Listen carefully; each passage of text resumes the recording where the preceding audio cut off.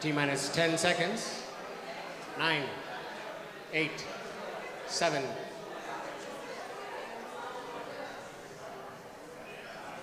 3, 2, 1. Welcome to the 43rd ever Sunday Assembly in San Diego. Come on in and take a seat.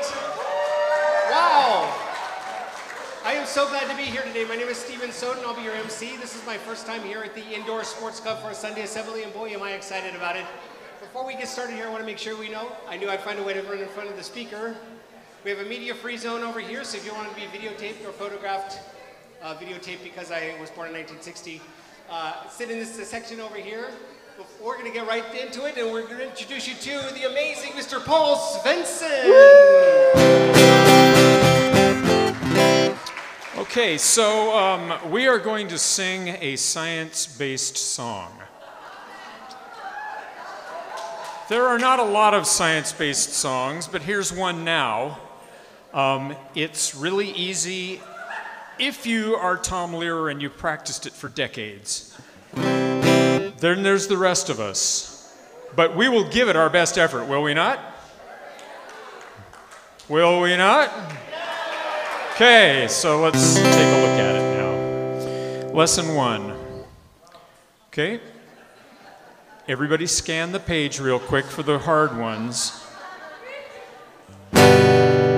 There's antimony, arsenic, aluminum, selenium, hydrogen and oxygen and nitrogen and rhenium, nickel, neodymium, neptunium, germanium, iron, americium, ruthenium, uranium. That's pretty good for now. But let's go back and start over again. Now you know the tune. There's antimony, arsenic, aluminum, selenium, hydrogen and oxygen and nitrogen and rhenium, nickel, neodymium, neptunium, germanium, iron, americium, ruthenium, uranium. Next page, please. Europium, zirconium, lutetium, vanadium. I'm sorry. I gotta remember the tune too, right? Well, we gotta start over. We're just gonna blow through it, you know. One thing about doing songwriting for groups of people is you can't take yourself too seriously, and I, of course, never do. There's antimony, arsenic, aluminum, selenium, hydrogen and oxygen and nitrogen and rhenium, nickel, neodymium, neptunium, germanium, iron, americium, ruthenium, uranium, europium, zirconium, lutetium, vanadium, lithium and osmium and astatine and radium, gold and protactinium and iridium and gallium. Oh, you guys are awesome. And iodine and thorium and thulium and thallium. Whoever thought they would rhyme, you know? There's yttrium, yttrium, actinium, rubidium, and boron, gadolinium, nibonium, and indium, strontium and silver and samarium, and bismuth, bromine, lithium, beryllium, and barium. Woo! And the next set. Here we go. There's holmium and helium and hafnium and erbium and phosphorus and francium and fluorine and terbium, manganese and mercury, molybdenum and niobium and cesium and lead, praseodymium, plutonium, plutonium, palladium, promethium, potassium, polonium, tantalum, technium, and and cadmium and calcium and chromium and curium. There's sulfur, californium, beryllium, berkelium, and also methylinium, instanium, nobelium, argon, krypton, neon, radon, xenon, zinc, and rhodium, and chlorine, carbon, cobalt, copper, tin, and sodium. That was good. These are the only ones of which the news has come to Harvard. There may be any others, but they haven't been discovered. Awesome job. Yes, Paul, nice job. He's the only one that pronounced all of those correctly. Because I know most of us are like, and it's not surprising they rhyme because they mostly end in so it's not too hard to do, I think. Well, welcome to Sunday Assembly. This is the 43rd Sunday Assembly. My name is Steven Soden. I'll be your MC today. We've been doing this for 4 years now almost. That's crazy. Every Sunday Assembly has a theme. The theme for today's Sunday Assembly is STEAM, Science, Technology, Engineering, Art, and Math. Sunday Assembly is a secular community that meets monthly to hear great talks, which we have a fantastic one today, to connect for community events, to sing silly songs, and to have some snacks, but mostly we're here to celebrate this one life that we know that we have. The theme for Sunday Assembly is Live Better, Help Often, and Wonder More. And how many of you out here for your first time at Sunday Assembly, would you please raise your hand? Give these people a high five. Welcome to Sunday Assembly. Thank you so much for being here. So glad to have you with us. We left that man hanging. Could somebody please give him a, okay, all right. Awesome. Well, thank you so much. We do a little thing at Sunday Assembly where we'll ask you to share your events in your life. And also the director over here is reminding me that we do have child care.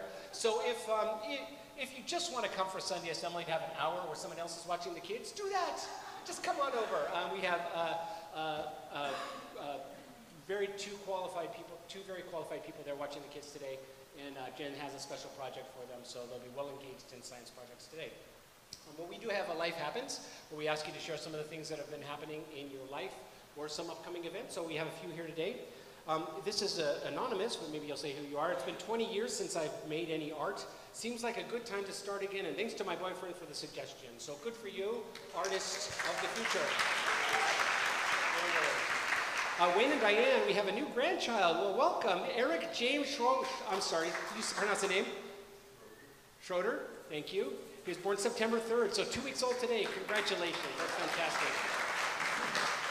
And our friend Jennifer Bauer has a birthday on Tuesday, September 19th, so let's wish her a happy birthday. That's awesome. So we're going to start in today with a reading, The Mushroom Hunters by Neil Gaiman, read by Laura Etzler. Neil Gaiman, thank you, of course, I knew that. Thank you. I apologize in advance. I'm coming off of a week and a half of allergy attacks and a sinus infection. If I start hacking, it's life. So, Neil Gaiman is one of my favorite ever authors and poets. I was really happy that this is what I got to read. Without further ado, The Mushroom Hunters by Neil Gaiman. Science, as you know, my little one, is the study of the nature and behavior of the universe. It's based on observation, on experiment, and measurement, and the formulation of laws to describe the facts revealed.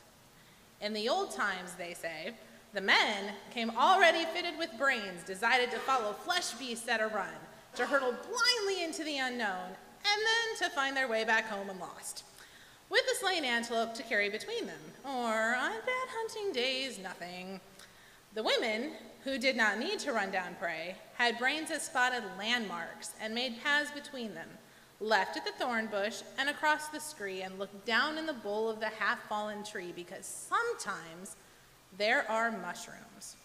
Before the flint club or the flint butcher's tools, the first tool of all was a sling for the baby to keep our hands free, and something to put the berries and the mushrooms in, the roots and the good leaves, the seeds and the crawlers, then a flint pestle to smash, to crush, to grind or break. And sometimes men chased the beasts into the deep woods and never came back. Some mushrooms will kill you, and some will show you gods, and some will feed the hunger in our bellies. Identify. Others will kill us if we eat them raw, and kill us again if we cook them once. But if we boil them up in spring water and pour the water away, and then boil them once more and pour the water away, only then can we eat them safely. Observe. Observe childbirth. Measure the swell of bellies and the shape of breasts, and through experience discover how to bring babies safely into the world. Observe everything. And the mushroom hunters walk the ways they walk and watch the world and see what they observe. And some of them would thrive and lick their lips, while others clutched their stomachs and expired. So laws are made and handed down on what is safe. Formulate. The tools we make to build our lives, our clothes, our food, our path home, all these things we base on observation, on experiment, on measurement, on truth. And science, you remember, is the study of the nature and behavior of the universe, based on observation, experiment, and measurement, and the formulation of laws to describe these facts. The race continues, and early scientists drew beasts upon the walls of caves to show her children, now all fat on mushrooms and on berries, what would be safe to hunt. The men go running on after beasts. The scientists walk more slowly, over to the brow of the hill and down to the water's edge and past the place where the red clay runs. They are carrying their babies in the slings they made, freeing their hands to pick the mushrooms.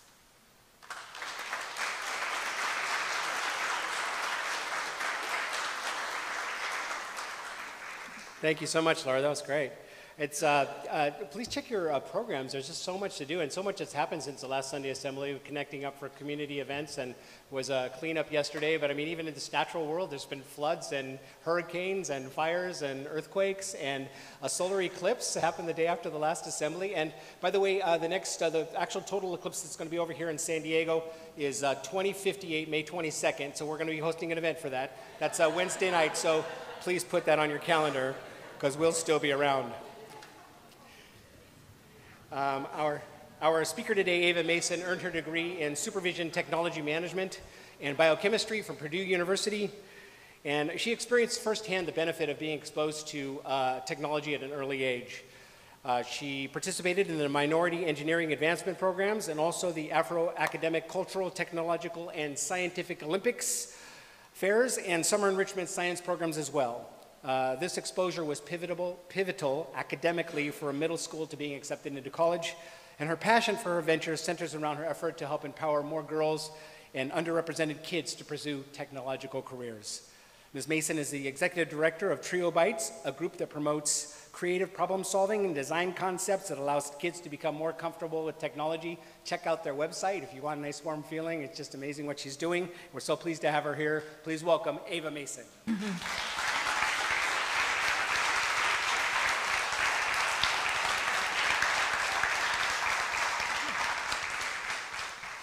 I really appreciate the opportunity to come and speak with you guys this morning. So thanks for having me.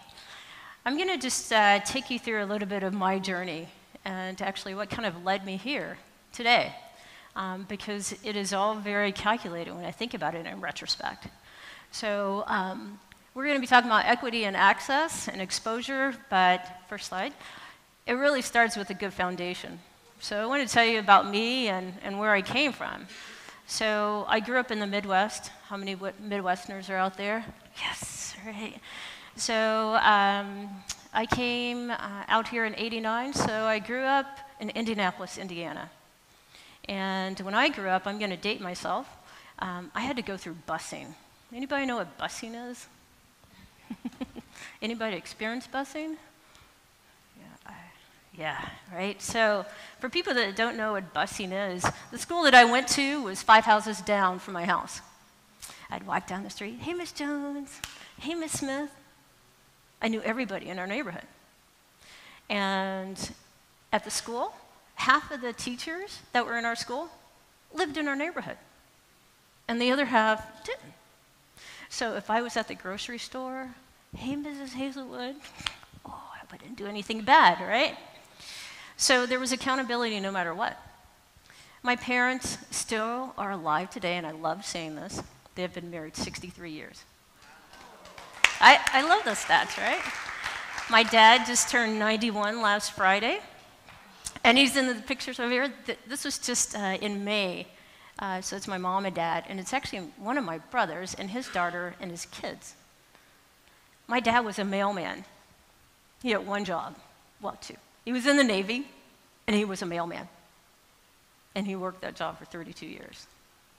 My mom worked at the finance center, and she helped to process retired pay for the military. She worked there for 32 years. When my dad retired, he was on the front page of the Indianapolis Star. It was like a superstar. He actually saw generations grow up. So when you think about it and you kind of reflect on that today, how many of our kids actually can say those stats or experience that right now? It's rare. So just like I said, my mom retired pay. She had a high school education. She was one of 13 kids. But boy, and now that I think about it, she was such a rebel. So her mom and dad didn't have a 6th grade education. My grandfather was a pastor, and they were staunch Baptist, and they had 13 kids. And my mom said, I am not going to live in St. Louis. I am going to move away. She was number 7, and she was the first one. She and her sister, that was number 6, were the first ones to graduate from high school. That was a huge deal for them, right? And my mom said, I want better. And so it's not that far. She moved from St. Louis to Indianapolis, but that was huge for her, right? And I think, man, I am so glad you did. But you know what it did? It kind of gave me, and I'll tell you how our journey is kind of parallel. I was like, man, I can do anything. I know I have family and a foundation, and that's good. But I know I can do anything. And that resonated basically for my entire life. And it was consistency that I had. So those are common factors that I think that led to my success. I have 2 older brothers. My oldest brother, I'll describe him as the brainiac guy. He's the smartest guy I've ever met. We always said that he probably couldn't change a tire, but he can invent some apparatus to figure out how to do that. He's a chemical engineer and a patent attorney. My middle brother, we're all 3 years apart. I don't know how my parents did it, even 3 years apart. My middle brother is the rebel.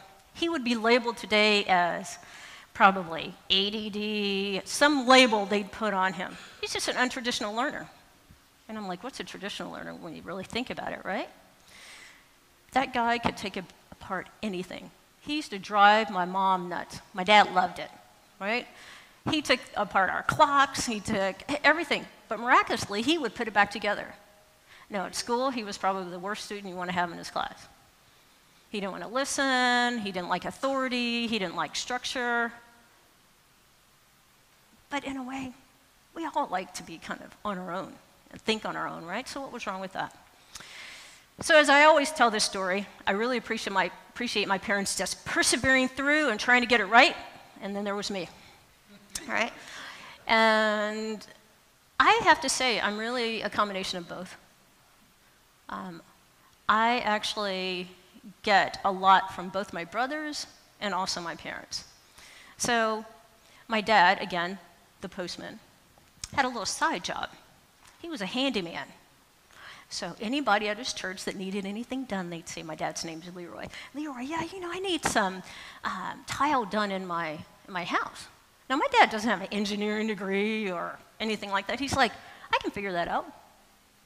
And then I start watching my dad, and he'd say, yeah, now I have to figure out, what I'm going to pay them and everything. And I said, hey, Dad, can I figure out your bills? I want to do that. And if I do that, can I get some of that? He's like, well, what work did you do? He says, this is what we'll do. I'll teach you how to tile. I'll teach you how to drywall. I'll teach you how to paint. I was like, okay, yeah, I'll do that. So what was he teaching? He was teaching me engineering skills. Let's jump ahead to 1989 when I came out here. I bought the house that I live in 2000. And my dad came out for an entire week. We drywalled that entire 1923 built, house. The whole thing. I got the drywall. I didn't have any problem doing that. I can drywall, I can mud, I can tape, I can do all that. It was a skill set he taught me. Next slide. But there were a lot of influences that I really think he helped me get over. I was the only girl, and I was the youngest. He's like, you can do anything you want. But marketing wasn't telling me that. So I remember my brothers had those little Lincoln logs, and I was like, I want one of those. I'm going to build it. And I used to sneak out the Lincoln logs and start putting stuff together. My dad never said, you can't do that, or those are for girls. But every time we would go into the store, okay, I'm going to date myself some more, we'd get the Sears catalog, and I'd be going through, and I'd be flipping the pages. And I never realized that there weren't any black dolls in there. I had a whole bunch of white dolls. And I'm like, they don't look like me. Like, their hair doesn't look like me, but that was all I saw. My dad said, you can get anything out of it. My mom, too. I don't want to say that my mom was, because she was like, she ran the household, to be quite honest. She could have anything she wants. I used to have trucks. You know, I had the erector set. You know, me and my oldest brother blew up something in our garage with the chemistry set. I'd go out there, I'd learn how to use a bandsaw. But I felt empowered every day. Now, I can't say that everything I did was positive. We had a brick barbecue pit in the backyard.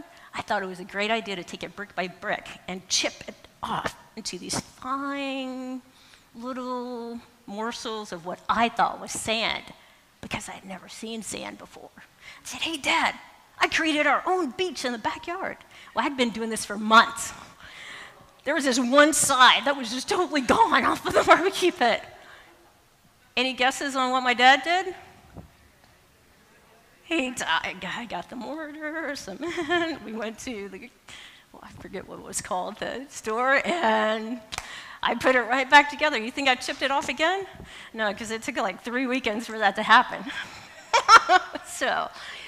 But my parents never really put us in this, like a one slot fits all. And not only did we have to deal with gender biases, right, at that time, but cultural biases. Just like I said, I never had a black doll at all, though I didn't like dolls that much. But still. And so if you looked at the Sears catalog, there weren't any minorities that were in that catalog. So as a young girl growing up, I went back to my foundation. It's kind of like the AT&T ad, I think it is, or Sprint, and they looked back and they're like, here's my network. I always had my network. So I talked about busing. My two brothers went to a school called Arsenal Technical High School. You could go to that high school and you could become an electrician, a plumber, automotive. If you graduated from that high school, you're going to get a job. It was a vocational school. My oldest brother, remember I said he was a smart one? Valedictorian, he was Mr. Junior Achievement. He was one of the first students to be accepted into Purdue's chemical engineering program. So what do you think I said? I can get in Purdue. If he can get in, I can get in, right? So I got bused. I could have gone to that school just because my brothers went there. But my parents were like, this is not going to happen. I don't want you to go there. You're a different kind of kid. I want you to be challenged. My parents didn't make more than $50,000 combined. My mom said, we're going to send you to this private school. I was like, Mom, you should have sent Dwayne. He's my oldest. He was a smart one. No, this is an opportunity, and this is what we're going to do. Your job is to go there and get an education, no matter what. Our job is to make sure that you have the funds for us to pay. It was a private school. My mom sat down at the kitchen table, and it's the same one we have today. And she actually had this big graph of paper. And you remember I said my mom ran the house? She had created what would be today an Excel file sheet. Numbers were like spot on, right? And she told me how much overtime they had to work. And overtime meant that was time apart, because my parents worked 8 to 5. My dad, he was a mailman, he got home at 3:30. Not 3:31, not 3:32. My mom got home at 5:30, not 5:31, not 5:32. That carpool for my mom would pull right up, right on time. Remember how I talked about that foundation of consistency? It was there. So I go to this private school, and they pretty much sat me in the hallway to take my entrance exam, and the 2 other white kids were in a soundproof room.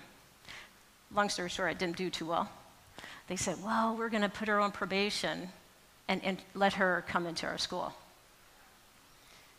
My junior year, I was accepted at Purdue. The whole time they told me that, oh, you won't get in. You won't do this. But I have my network, right? So I got in my junior year. But now I've really developed a foundation of, I could do this. Okay? Next slide. But there were a lot of stereotypes then. There were 600 kids in the entire school. I would say about 80% of them were very affluent. And I don't mean just mildly affluent. They would come up and their drivers would drive them to school. This one girl, she had her house, I don't know what her parents did, but they had like a retracting roof, you know, because they didn't want the snow to come into their pool. And I was like, wow. All of a sudden I found myself with all the misfits. But what a stereotype, right? I'm like, my parents are just trying to hustle so I can get here and get a good education. But those stereotypes for men and women and just kids, they grow deep.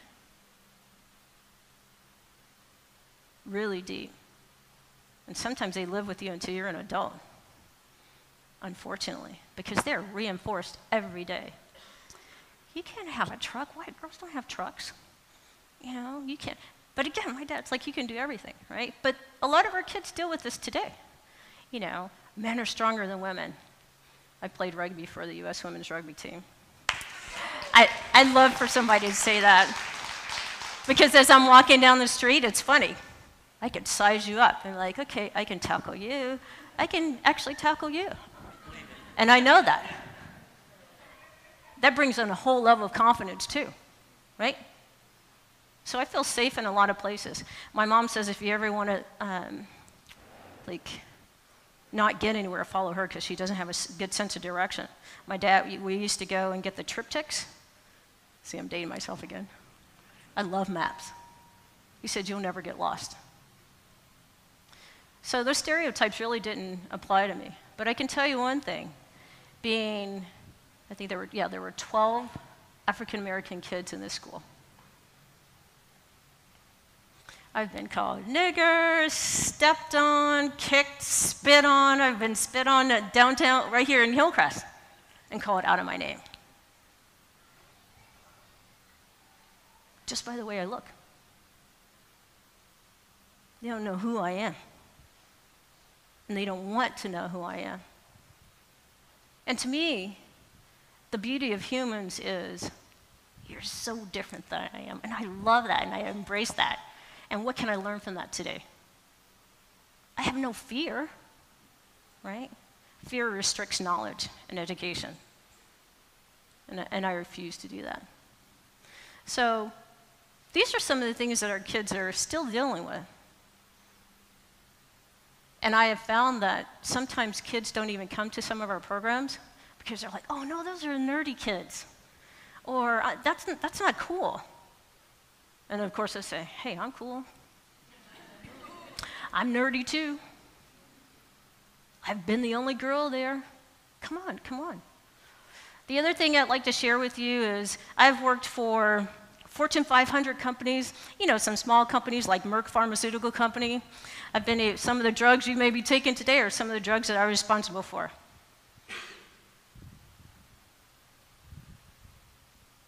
When I came out here, I was working for Merck.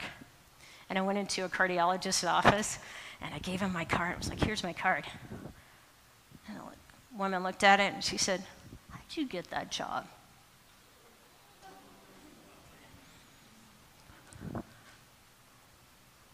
Do you think I was taken aback? This is what I've been dealing with my whole life. I didn't say anything to her. Why? She didn't want to know anything about me. But I do want to know something about you. So I didn't let those barriers and stereotypes get in my way. So I worked for Merck, Fortune 500 company, a small company called Covance. Covance does clinical trials. A small company called Catalent. And then I said, what can I do to influence others, right?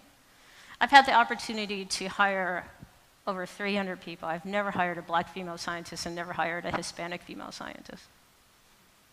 But that's going to change. So there's some disturbing stats that are out there concerning women in STEM. In the intro, we talked about some of the programs that I was exposed to. A lot of those fundings were very prevalent when I was little. I shouldn't say little, but young. And so, yes, I was part of a minority engineering advancement program. Let me tell you how that worked, because if we had it today, that'd be awesome. They came to our school, they're like, hey, we're gonna sign you up, it's for the summer.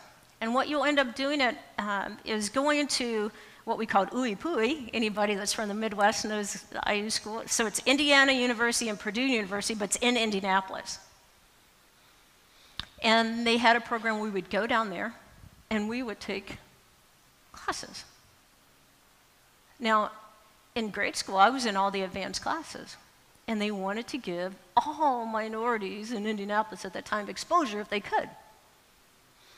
What happened was my junior year, you could actually go to Purdue and take classes. Now again, I was a cool kid. My oldest brother, you know what he used to do? Sidebar for all the rebel kids out there. He'd pick me up. He was 6 years older than me. He'd pick me up from school and say, hey, we're gonna go to Purdue for the weekend. I'd go in the dorm. I met all his girlfriends. Knew my way all around the campus. It was comfortable for me. And again, I told you, my brother went to Purdue. I'm gonna go, right? So a lot of the kids that were in that program, some of them were from my grade school. But remember how I told you I went to that different school? I used to hang around with these smart girls. There were about 6 of us. I was the only one to graduate from high school that wasn't pregnant.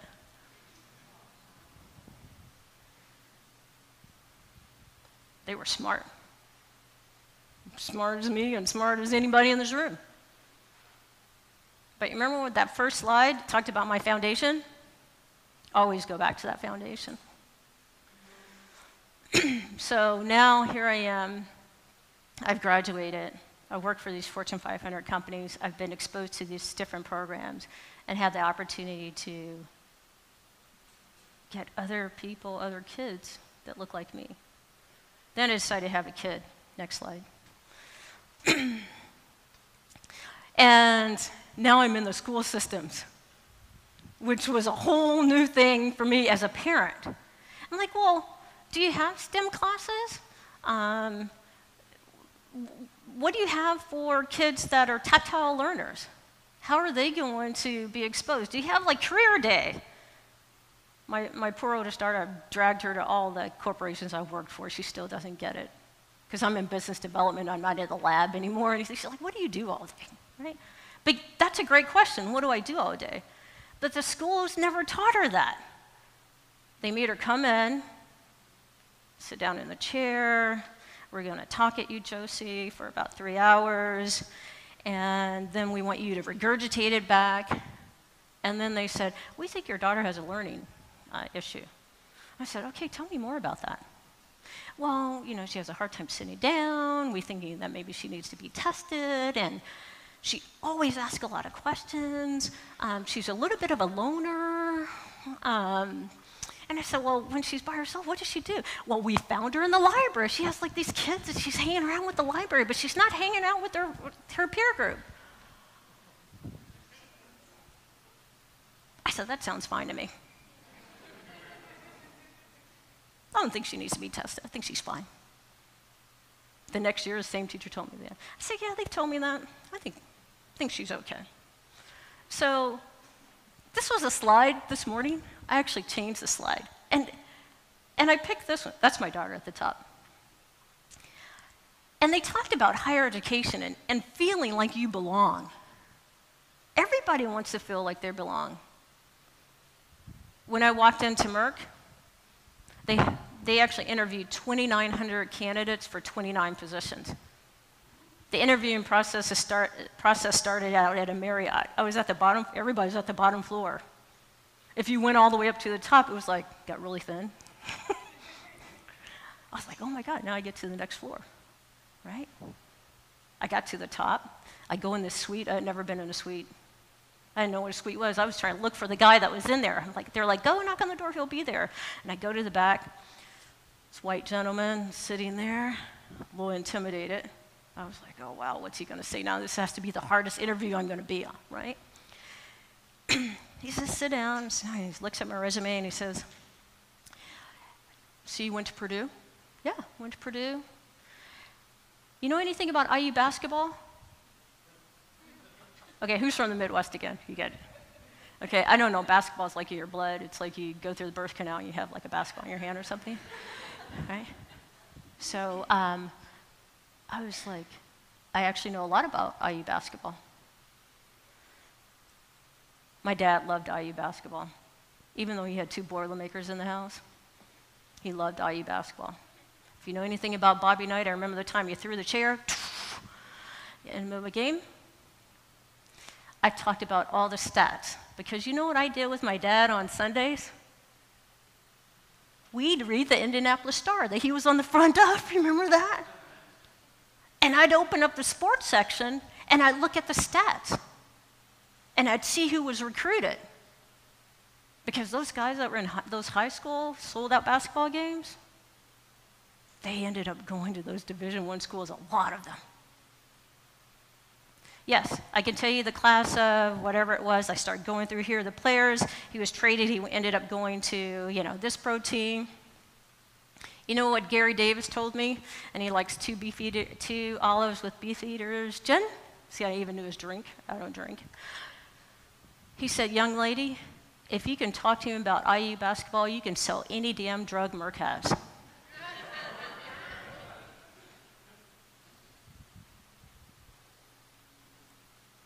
I felt valued,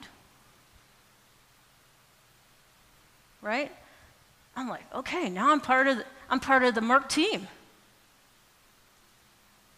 Those are some of the missing pieces that our kids aren't feeling. So we want to create that environment where they feel like they belong. They feel like they have value.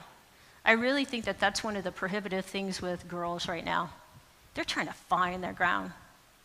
And it's so funny when I talk about girls and the issues with STEM, it's almost like I'm not one. I'm like, on the outside, let me figure it out. But I feel by doing that, I can learn more. Because me at 53 isn't Josie at 20, 19, see, it was close. But we can share some experiences, and I can make you feel that connectedness. I can make you feel that we're working through this together. Corporations today don't take the time to do that. Still want to get to know you. My teams that I actually hired, one of the representatives I ended up hiring didn't have a science background. I had to go to the CEO of the company to hire her.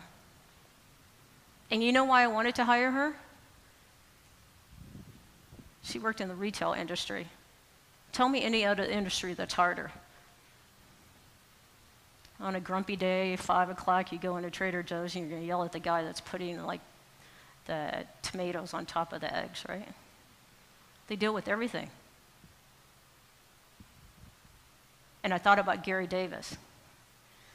If she can deal with the public, she can sell any damn thing that we have. I can teach her that. So when you think about equity and access, it's about opportunities. It's about communicating and being connected and feeling value and sharing ideas and making mistakes and taking chances and being disruptive and not following the rules and not conforming and not, and to be, and to create, and to be innovative, and to challenge and question. That's what we're here for. And if we don't do that, we will not survive. So when we think about our generation of kids right now, encourage that, enforce it, and demand it everywhere that your kids are spending a lot of time, and that's typically in your schools. Thank you.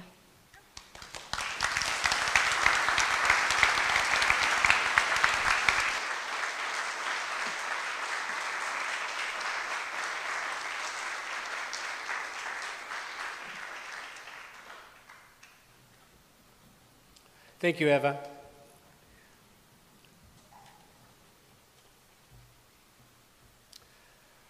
We now return you to Mr. Paul Svensson, Sing Along, What a Wonderful World, a song by Sam Cooke, Mr. Paul Svensson.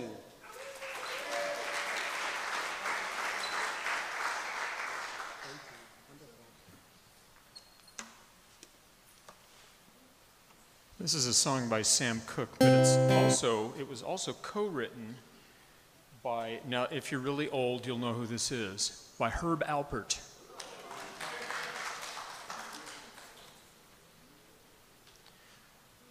Please stand by while I prepare my guitar for the correct tuning.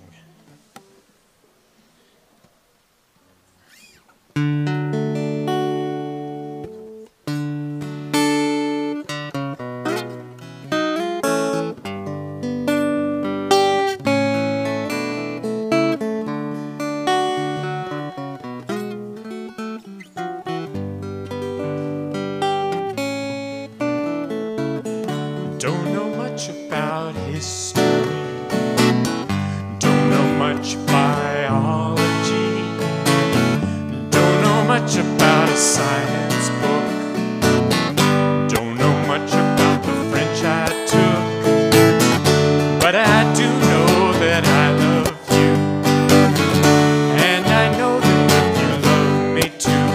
What a wonderful world. Okay, so those of you who didn't know the song now know how it goes, so let's all do it together. I don't know much about history, don't know much biology, don't know much about a science book, don't know much about the French I took, but I do know that I love you, and I know that if you love me too, what a wonderful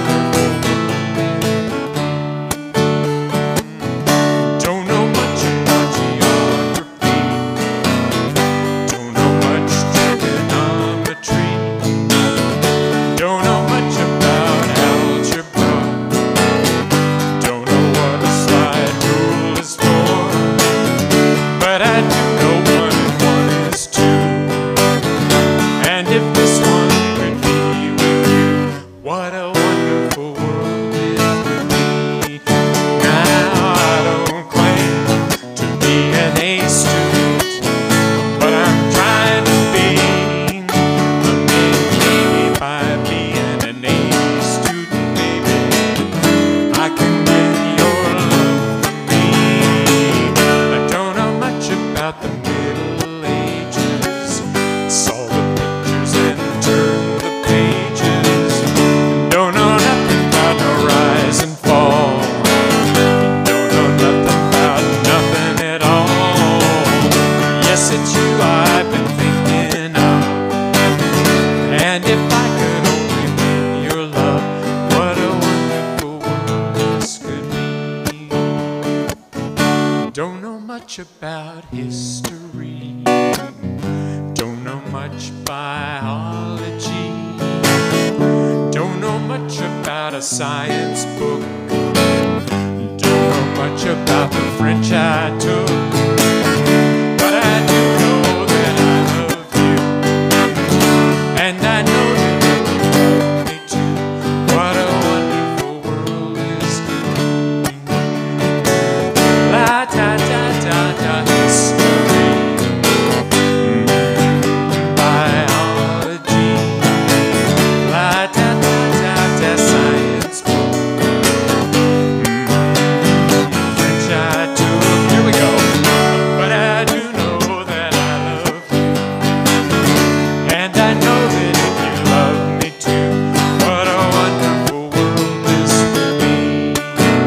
What a wonderful world this would be. Good singing. You guys sounded great. That was lovely. So we ask each of you at some point if you would consider to share a story out of your life. We've had a bunch of different stories here. Some of them have been funny, some of them have been heart-rending.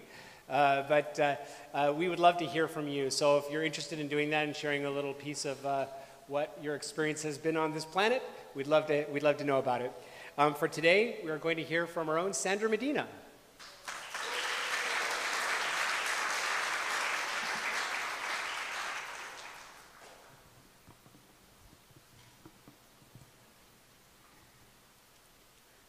Hello, everyone.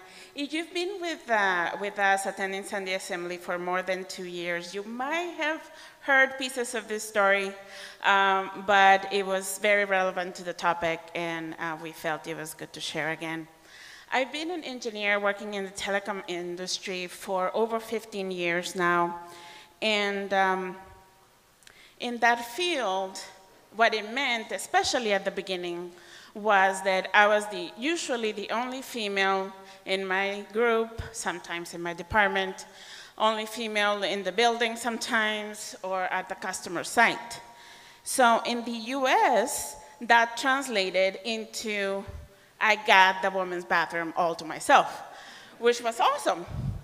But when I traveled for projects outside of the US, oftentimes that bathroom experience was a little different. The first incident that I remember related to that was one night where we were doing an overnight software installation at a telecom office in Mexico City. And it was 2:30 or 3 in the morning. And I asked, hey, where's the bathroom? And at first, I just didn't understand why the local engineers were looking at me funny. I was like, yeah, I just need to use the bathroom. So I figured out, like a minute later, why they were looking at me funny.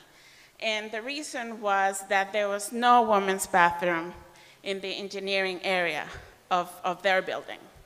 The only women's bathroom was in the sales office, which was closed at night. So that was a whole ordeal, but that was my first experience like that. Then later on, I was doing a software deployment in northern India. And this was a brand new network that we were installing. It was a very exciting project, but it was so new that even the buildings were being constructed as we were installing things.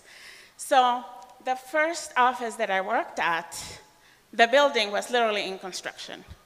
We had to walk around scaffolding, up wooden ramps, because not even the steps to the front door were built yet. So with that in mind, my expectation for bathroom facilities was not very high. It really wasn't. But I was a little bit encouraged to see that there was 2 doors in the floor where I was working, and one door said men's bathroom, the other door said women's bathroom. So one of my male colleagues was the first one to use the bathroom, and he came back and reported, yeah, there's a Western toilet, there's toilet paper, there's running water, there's even a sink, and it's clean. So, hey.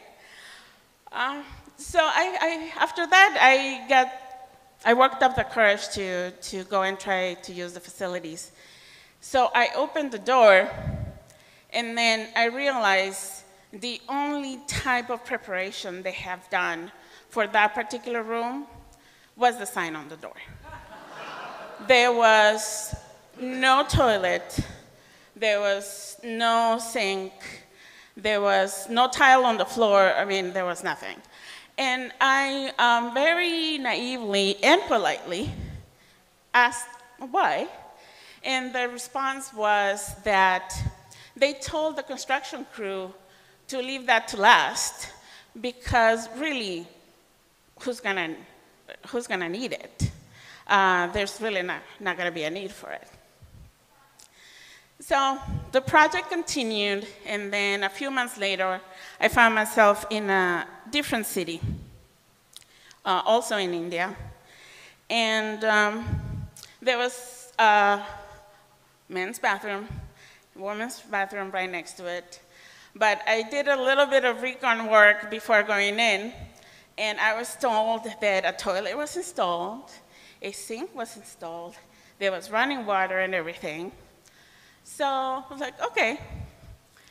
And when I opened the door, what I see is floor to ceiling of boxes.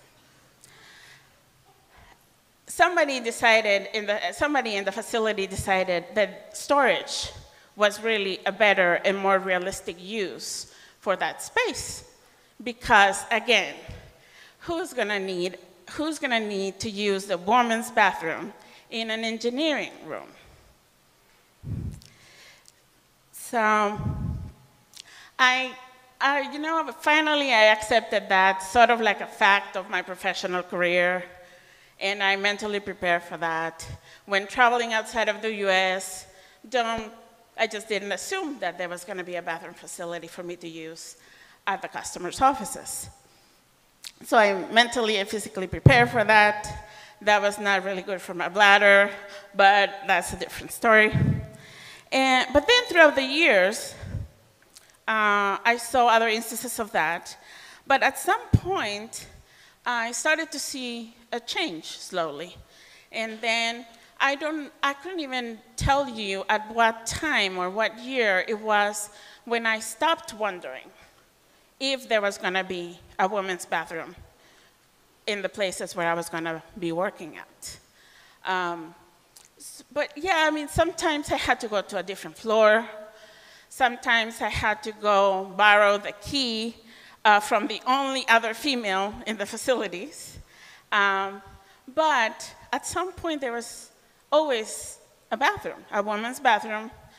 There was not only installed, but also usable and accessible to me. So I started working in a project in Mexico City, and I used to go to this particular customer's office. I went there for a while, for like 5 years. Sometimes 3-4 times a year, sometimes 2-3 times a month. I would go there a lot. When I first went there, I noticed that they had this huge engineering building. There was a bathroom, a women's bathroom, on every floor of that building, which was awesome. They were all functional. You could get in and use it, and running water and everything. So that was exciting to me, and I sort of got used to it. And then in the summer of 2015, in one of my last visits to that office, I noticed something different, slightly different than before, and it took me a while to register what was happening. So there were now so many female engineers in that building that day, for the first time, I had to stand in line to use the bathroom. Thank you.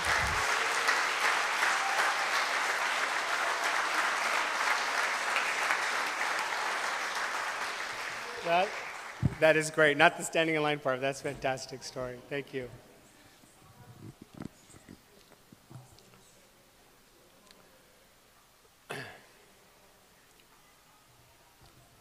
So our theme for today is STEAM, and the M in STEAM is math, and math is, it's not variable. It's a constant, and it's true. The S, however, is science, and science is about making mistakes. Science is documenting the mistakes you make and trying a different way. I mean, it's all about making mistakes, and that's what I want to talk about today is mistake making. In 1977, I was 17 years old, and just about 3 weeks after my birthday, Voyager 2 was launched into space on August 20th, 1977. And 2 weeks after that, Voyager 1 was launched into space. I know that doesn't make sense, but they thought Voyager 1 would reach Mars first before Voyager 2, so that's why they named them how they named them. Anyways, but these two space probes, these are space probes, they've been in space for 40 years. They celebrated their 40th anniversary since the last assembly. I don't think they actually celebrated, they don't know about it, but that's what happened. So 40 years they've been in space. And these things, Voyager 2 is 9 billion miles away from the sun. 9 billion miles away from the sun, and Voyager 1 is 11 billion miles away from the sun. It is the first and only human-made object that is in interstellar space. It's outside of our solar system, and it's transmitting data daily via 1977 technology to Earth in space. And they say that in 40,000 years that it will be 1.6 light years away from the next star constellation. And that's just like, that's amazing to me. And this 14,640 days since launch, I have been here on Earth screwing up. That's what I've been making mistakes left and right. I've just been making mistakes. I called Neil, I said Neil Gaiman, it's Neil Gaiman. I know that. I'm a fallible person. In 1977, I started drinking just a little bit before that. I started smoking pot, and a couple years later, I was doing, just about anything you can imagine as far as drugs go. And I won't go into the details, but during those period of times, I was an absent family member. I was an inconsistent friend at times, and I was at times not a good partner. And I was a secret keeper. And I thought that nobody knew the things that I was doing, but I was mistaken. But we all make mistakes. I mean, I could look at every single person in this room, and I know however old you are, you've made mistakes. You're big and small. Everybody here has made mistakes. It's part of being human. And we'd be foolish to think that we don't make mistakes. Each one of us does. And even smart people make mistakes, because in 1999, the anniversary for this is September 30th, the NASA lost a Mars orbiter in the atmosphere of Mars because Lockheed Martin used English measurements, and Jet Propulsion Laboratory used, as contracted, the metric system, as they've been using for 10 years. And so they lost communication for this thing, and it disintegrated into the atmosphere in Mars. These very smart people did this. And if you look at this picture here, this is on the right side, that's one of the original pictures from the Hubble telescope, which the main lens for this thing was not ground properly. And when they waited and they saw the first pictures, that's what they got. But they identified the problem, and they fixed it. And since then, we've had the most marvelous pictures of space that humans have ever seen in our lifetime. This is amazing.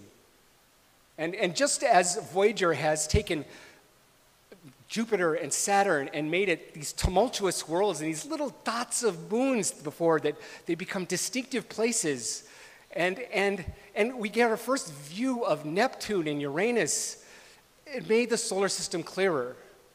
And so has making mistakes for me.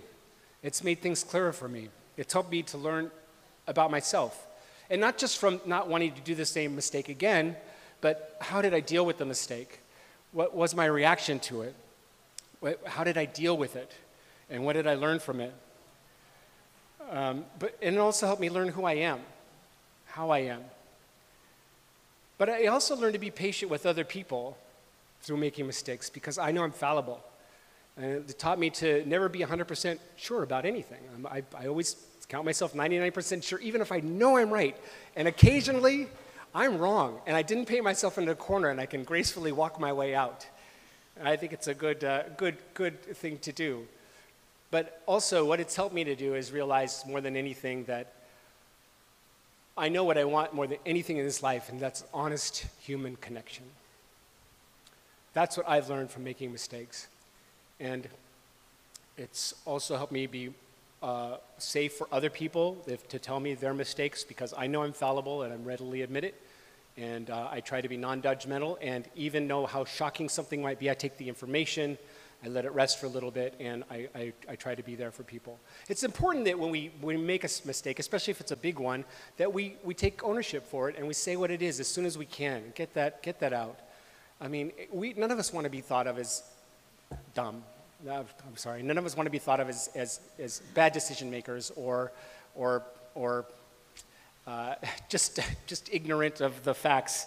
But when you don't take responsibility for something that you've done wrong, that's when the bad stuff happens. I mean, can you imagine being a drunk driver with a fatality that's hit and run, and there's no closure for the family, and you live with this secret your whole life? That's bad. Not taking ownership for mistakes is how the people of Flint, Michigan got poisoned. That's when the bad stuff happens. It's important that we take ownership for the things that we've done wrong, and whether they're small or large. I think we are fortunate in that we have what I found to be a very accepting community and lots of opportunities to be honest with each other. These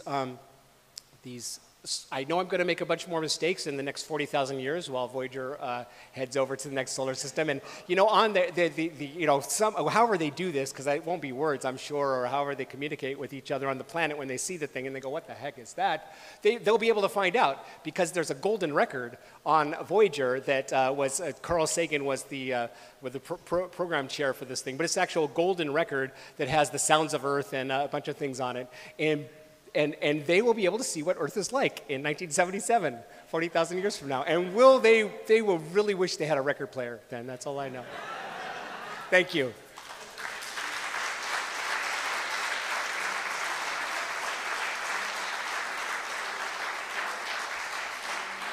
And we are going to take one moment for silent reflection.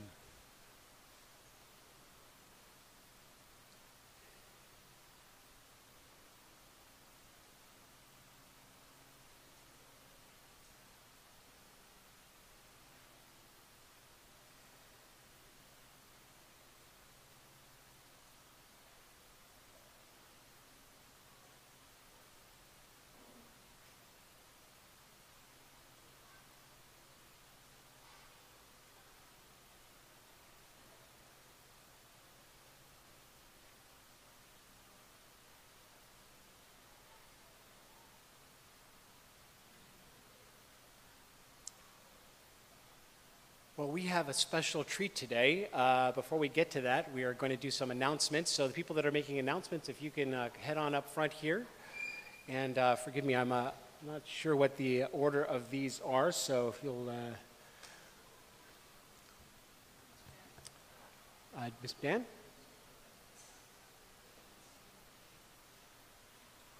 Good morning. For those that don't know me, my name is Dan. I host outdoor activities for Sunday Assembly. Next Saturday, I'm hosting a walk around Lake Jennings at 9 a.m. Details are going to be posted on Meetup for Sunday Assembly. If you have any questions, you can speak to me after Sunday Assembly. Thank you.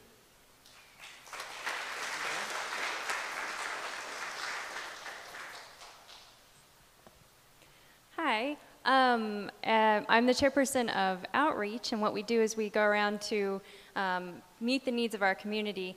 And I see a few familiar faces who got up we're at our beach cleanup yesterday at 9 a.m. and we're handing out our last sandwich at like 8:15 p.m. last night. That's great. This is our program, Stand Up for Kids. This is their kitchen. Those are our two founders of Sunday Assembly that were esteemed scientists. I'm sorry, they were comedians. Yes, we were started by two comedians from the UK who came over at our conference and helped clean the kitchen at Stand Up for Kids. Stand Up for Kids is a national organization. It was started here locally in San Diego by Terry Berg. If you came to the cleanup, you remember what we did to Terry? We made her cry. She is easy to make cry. You just love on these kids. Stand Up for Kids is a place where kids that are homeless teens, young adults who are also homeless, foster kids that have aged out of the system, they come to have a safe place to do laundry, to pick up a new outfit, because you can't have the same outfit. And just to have a place to be. We provide a meal. The next meal we're going to provide is October 13th. This is the thing, we have a hard time getting volunteers. We have a hard time getting people to show up. So if you want to make a meal, or buy a meal if you're me, something like that'll serve 7 to 10 people even, and come up and serve it. It's at a weird time on a Friday, it's 5 o'clock, that's why it's hard to staff this. But if you would consider it, it's on Meetup, you can talk to me, you can talk to Jen, who will be surrounded by children, and we'd appreciate it, thanks.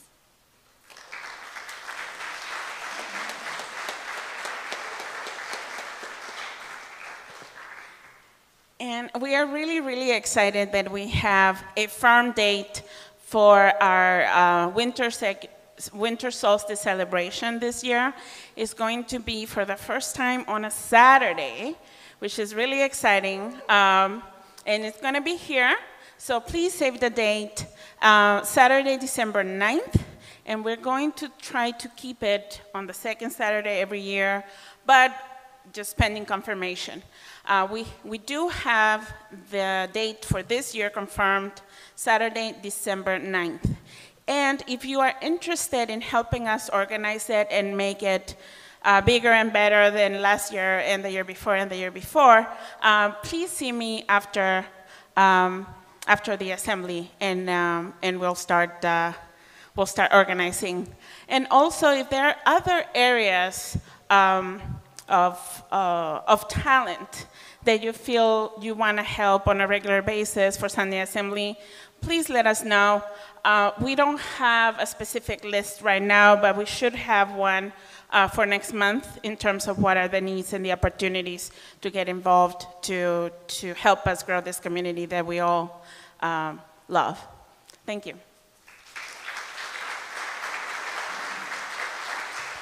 Thank you all so much. I love coming to the assemblies, but some of the best, most memorable times that I've had at Sunday assemblies doing these community events. And I highly recommend walking with Dan. You get to meet so many people and have long conversations while you're out there in nature. Or I know more about Balboa Park than I ever knew before. I didn't know how many paths there were. Thank you, Dan. And Alexis, thank you for emceeing the last couple of times. You did a fantastic job. I saw that, and you did a fantastic job. Thank you so much. And please, if you can make it, show up. And this is our 4th annual solstice. We're really excited about that. And since it's December 9th, we will be calling it solstice. So that's how that works. So I'm going to turn it over to Jen and the children.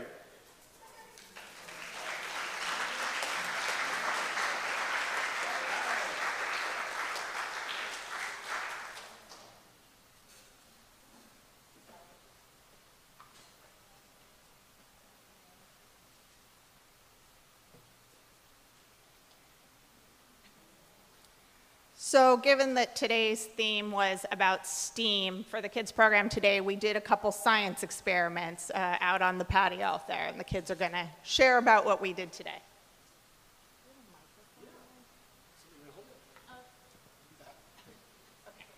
What was the first experiment we did? Who wants to talk about what was the first experiment we did? Okay. Lilia, you go first. The first experiment was like making soapy thing, like kind of like toothpaste for the elephant. There we go. What was it called? Soap. Soap was heavily involved. Yes. Who remembers what it was called? Me. The elephant's toothpaste. And what do we do? This is the remains of the elephant's toothpaste here. It's mostly soap. Mostly soap. Mostly soap, you're right. The second thing we did was little rocket ships. Sorry, go ahead. The first thing we did was little rocket ships. So everybody made a rocket ship that we're going to be setting off after the assembly out on the patio. So if you want to come watch us set off our rocket ships. What makes the rocket ship blast off? Does someone remember what makes the rocket ship blast off? I think it was called gas. And what made the gas, what kind of gas? Do you remember? Oxygen? That's right. And what made the gas happen? A little soap one. The chemicals. That's right. Does anybody else remember anything more about it or want to share more about what happened? And it also had some white stuff. So it's like Alka-Seltzer in like powder form and water. It builds up gas inside the little canister and then it blasts off. And ours went probably about 20 feet up in the air. So each of you guys want to talk about your rocket ship? It's really cool. It didn't set off to the moon though. And mine has 3 cute on it. That's right. And mine has a sea otter on it. Mine too, and it also, I think it goes about 25 feet in the air. So if you want to join us on the patio after the end of the assembly, you can watch the kids shoot off their rockets. Thank you. Great job. That's some good decorating, too. Can't wait to see those. I will be there. Okay, so I don't hope you mind my saying so, but this song is definitely a stand-up song. So if you'd like to, Paul Svensson. Okay, everybody up. Unless you don't want to, then don't.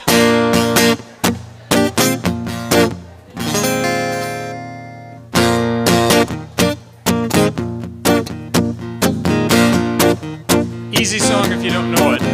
When I wake up, well, I know I'm gonna be the one who wakes up next to you. And when I go out, yes, I know I'm gonna be the one who goes along with you. If I get drunk, then I know I'm gonna be the one who gets drunk to you. If I haver, yeah, I know I'm gonna be the one who's havering to you. But I would walk 500 miles, and I would walk 500 more just to be the one who walks 1,000 miles to fall down at your door.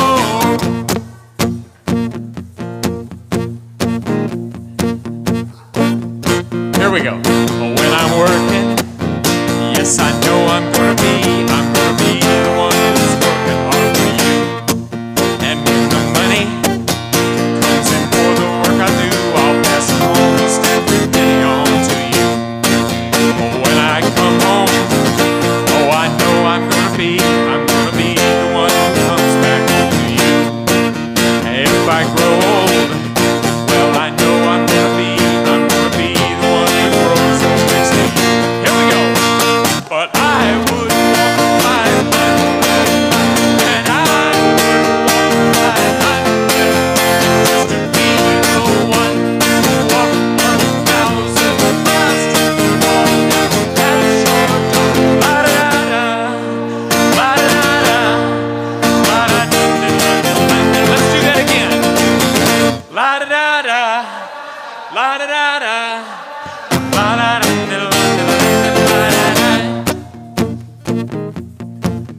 When I'm lonely, well, I know I'm gonna be the one who's lonely without you.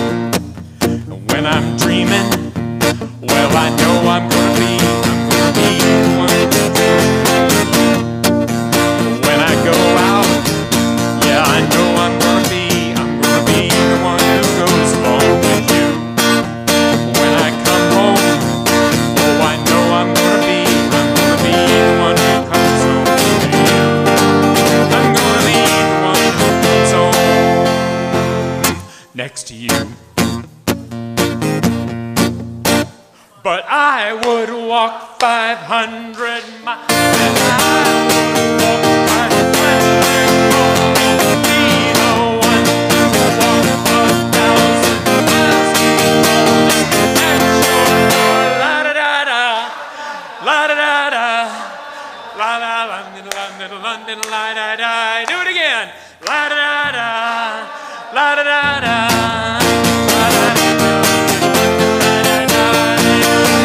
I would walk 500 miles, and I would walk 500 more just to be the one who walked 1,000 miles to fall down at your door.